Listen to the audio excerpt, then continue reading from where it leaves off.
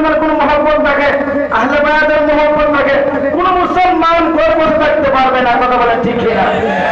আমরা সবাই ঐক্যবদ্ধভাবে মিলে মিশে হাতে হাত মিলে আমরা বাতিলদেরকে দেখাইয়া দিব এই দেশে জুলিসিতে মিলাদুন নবী নতুন কিছু নয়, সেটা হচ্ছে পুরাণ। কথা বলেন ঠিক কিনা?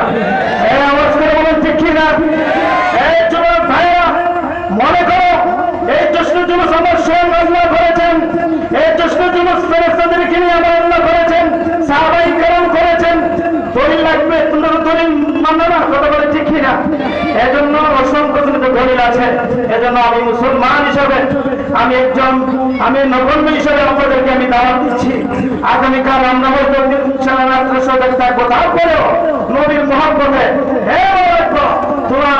তোমার মা বাবা ছেলে সন্তান কেউ তোমার আপন হবে না। যিনি আপন হবে তিনি হলো সোনার মদিনা। কথা বলেন ঠিক কিনা? আল্লাহ রাব্বুল আলামিন আগামীকাল জশ্ন জুলুসে সকলে ঐক্যবদ্ধভাবে বাবা ছেলে সকলে মিলে যেন আমরা জুলুসটি আদায় করতে পারি। আল্লাহ রাব্বুল আলামিন আমাদেরকে যেন কবুল করে সকলকে আল্লাহুম্মা আমিন। বাবারা দেখেন কত মুনাফিকদের চলছে।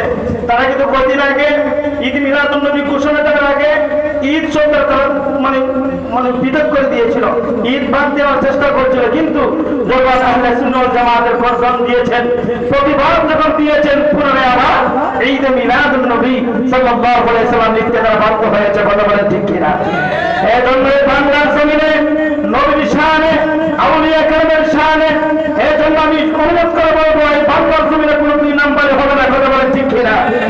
এই মুসলমান, এই বেঈমানের গোষ্ঠী তোমরা ফেলে রাখো। জাতি সব কিছু বুঝে যাচ্ছে, জাতি কোনো কিছু বোঝার বাকি নাই। এই জন্য বাবাজিরা আমার যা কিছু করতে হবে কুরআন হাদিস কি আছে মাধ্যমে। কথা বলেন ঠিক কিনা? সবার কাছে বিদায় আরজ করছি। আসসালামু আলাইকুম ওয়া রাহমাতুল্লাহি ওয়া বারাকাতুহু। মাশাআল্লাহ, অত্যন্ত সুন্দর আলোচনা।